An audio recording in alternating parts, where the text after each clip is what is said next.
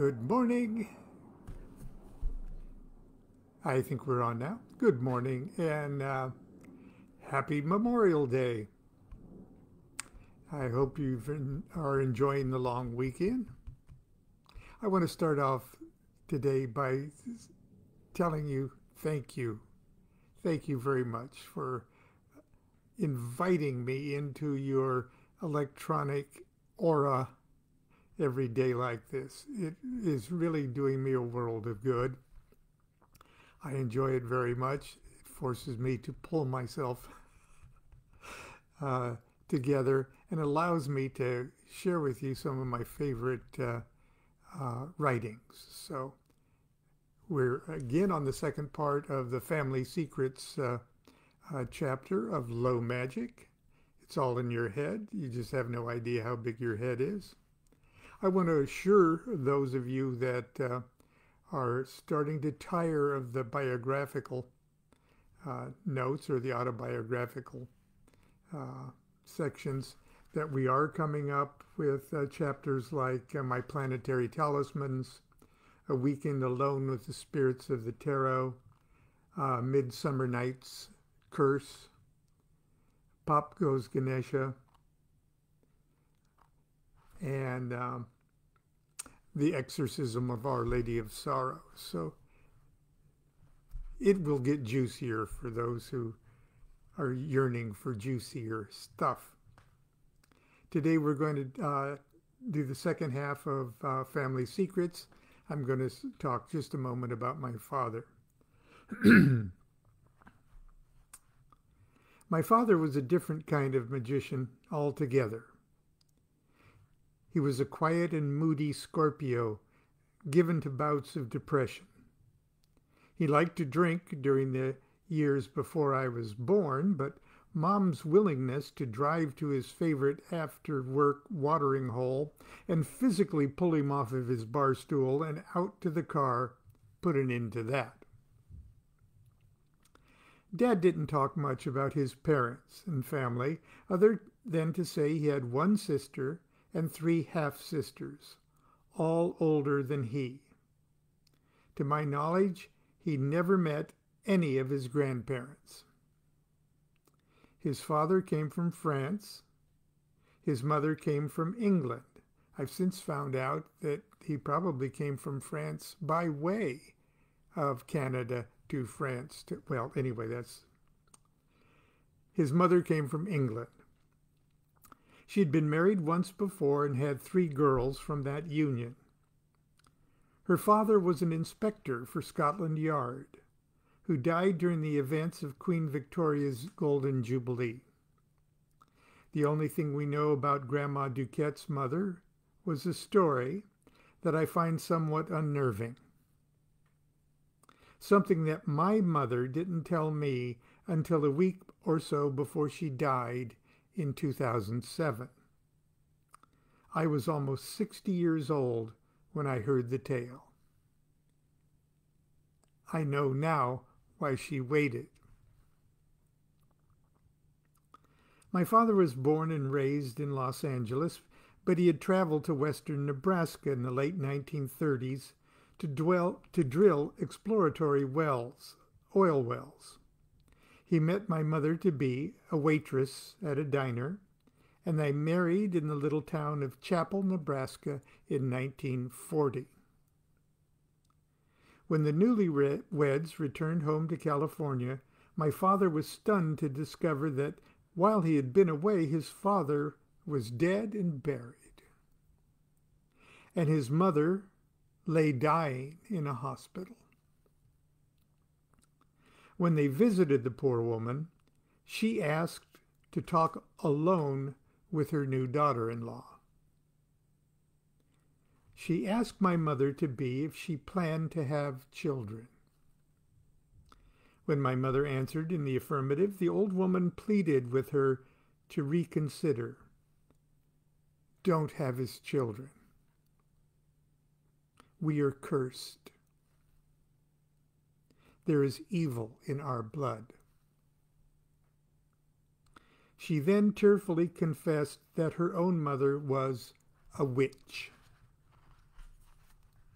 Now, I think I here must pause and point out that for this woman born in the late 1800s, the word witch did not refer to a person who wholesomely embraced the life-affirming, earth-centered worship of today's neo-pagan movement. Instead, it referred to someone who delighted in doing evil things for evil's sake. She then went on to relate how her mother fed on the hate and the fear and the misery of others, how she would sit on the steps of her London flat and curse passers-by, especially pregnant women, then later delight in reports of their miscarriages and deaths during childbirth. She poisoned dogs and cats. She spread vile rumors about neighbors and relatives for no other purpose than that of ruining lives. So hated and feared was she in the neighborhood that no child was allowed to play with her children. And if not for the fact that her husband was a policeman, the family would have been run out of the neighborhood. None of my father's 4 sisters had any children, at least at the time that my mother had was talking to my grandmother. Perhaps warded off by tales of evil blood. My mother, on the other hand, was a different creature altogether. When I asked her if Grandma DuQuette's warning hadn't scared her, she coldly answered, "No. Where would you and Mark be if I'd listened?" I wasn't going to let that old witch tell me what to do. I think in this case, Mom's magic served a very good purpose. It dug its heels in and triumphed over fear and superstition, albeit with a heavy dose of fear and superstition of its own. Even though my father wouldn't live the luckiest of lives, even though my brother and I have had our shares of ups and downs, I don't believe that any of the DuQuettes who sprang from this strange woman's loins are cursed with anything more sinister than our own human shortcomings.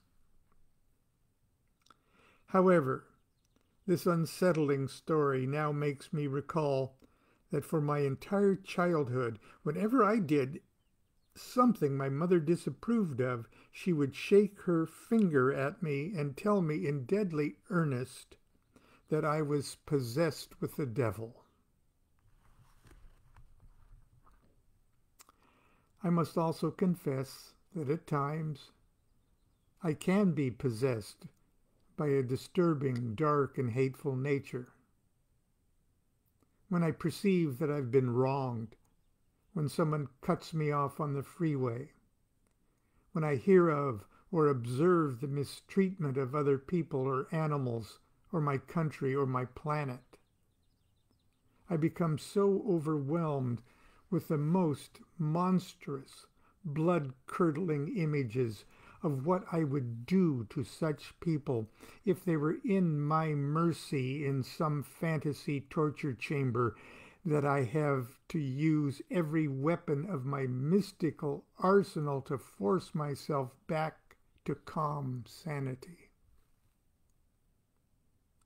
At times like this, I'm mindful of a great-grandmother who poisoned people's pets and delighted in news of miscarriages. For all appearances, this curse skipped my father. In fact, my father was blessed with the most kind and noble character.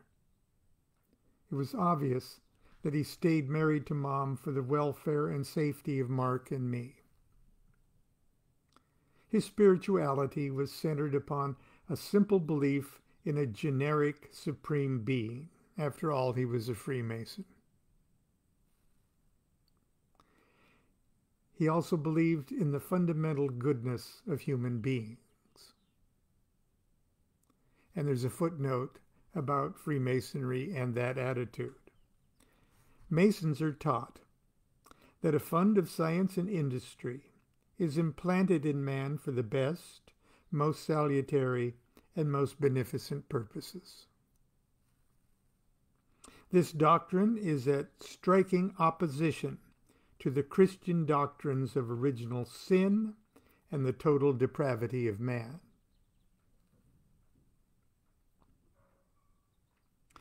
Dad took time to instill in his sons a confidence that we could do anything we put our minds to. He taught us the magic of dreams and imagination, and that it was possible to work to make our dreams come true. Like a good Scorpio Freemason, he taught us by means of magical secrets.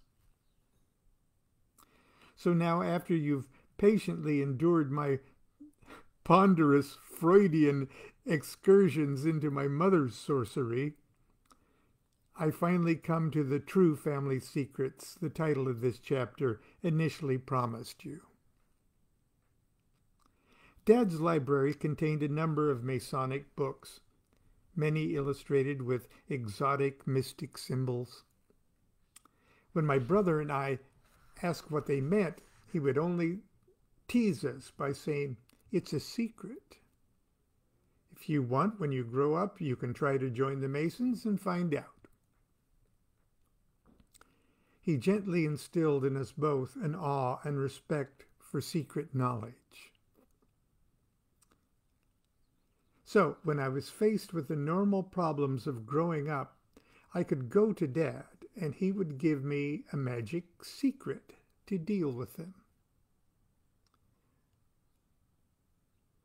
These were secrets not to be shared with anyone else, not Mom, not my brother, no one. My brother and I were unaware at the time that the other was also getting his own secrets from Dad.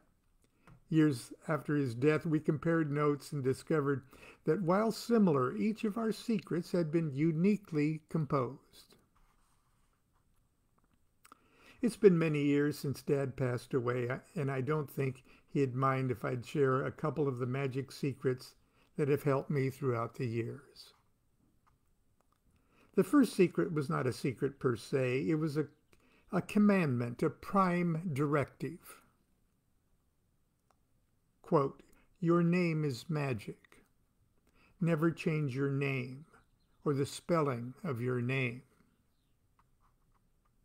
I don't know why he named me Lon Milo, but one of my earliest memories of Dad was his insistence that he chose my name very carefully and that it was a magic name, and that I was never to change it, never to change the spelling or the capitalization. I continue to use and obey this prime directive. And I've got a footnote here. Kabbalists might observe that when the letters of my name are replaced with Hebrew letters, Lon Milo DuQuette enumerates to 444, and that my initials, LMD, spell the Hebrew letter Lamed.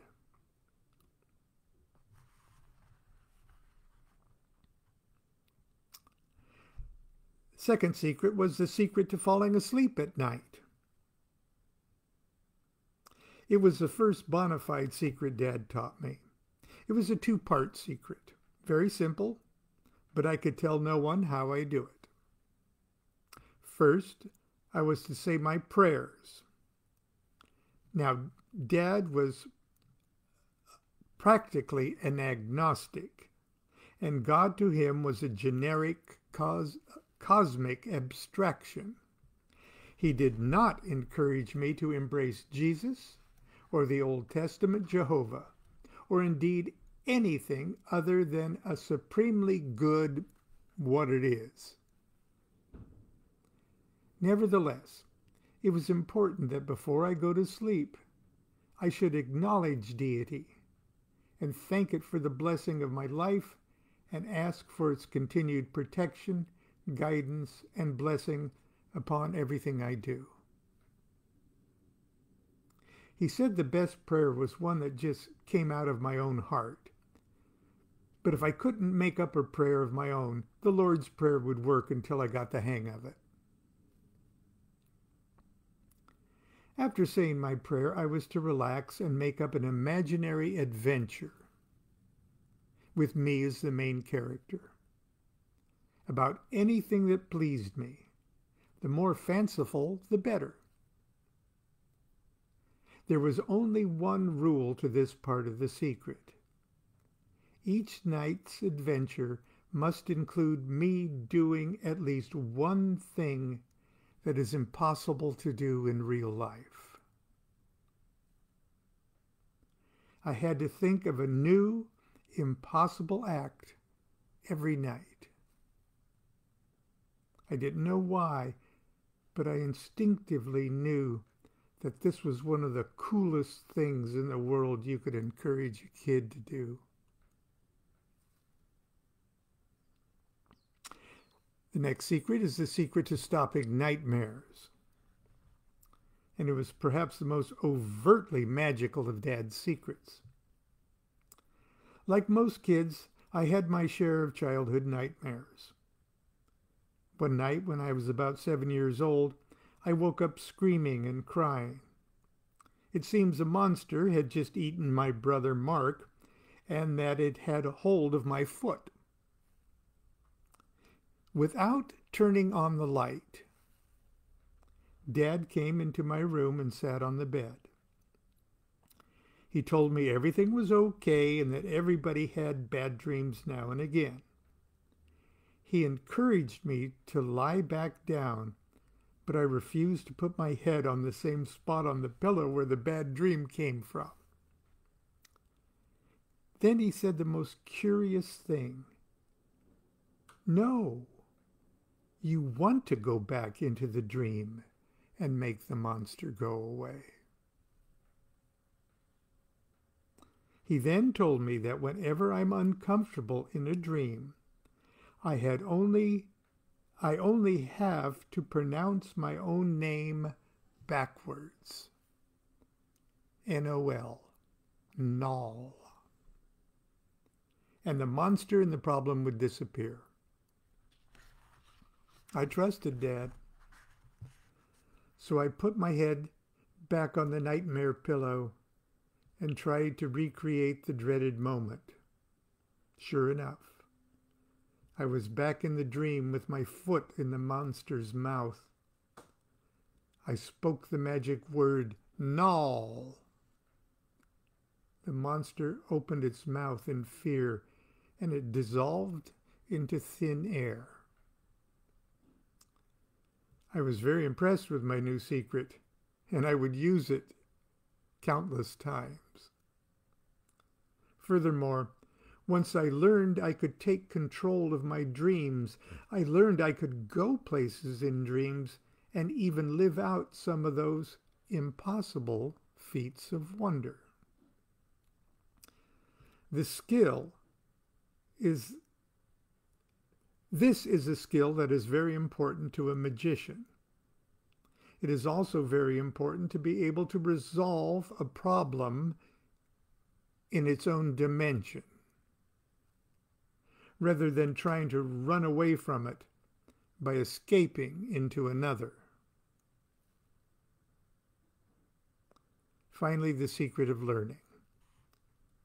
The secret of learning was a simple affirmation that I was to say under my breath as I walked to school each morning. Quote, "The secret of learning is to do the best I can at all times and always do a little bit better than I think I can." I wish I could say this made me a model student, but I cannot. I will say, however, that I can't begin to imagine how terribly bad a student I could have been without this bit of morning encouragement. I cannot escape the fact that both of my parents were major factors in the equation that produced the magician Lon Milo DuQuette. As Constance and I raised our son, Jean-Paul, I was very mindful of object lessons I learned from my own parents' strengths and weaknesses. Our unique family secrets we've passed along to him. Now he shares in his own way with his own son. And so it goes. How are things with your family? That's it for today. Tomorrow we'll be on Chapter 5, My Planetary Talismans. So until then, continue to be good to yourself, be good to each other. Do what thou wilt shall be the whole of the law. Love is the law, love under will.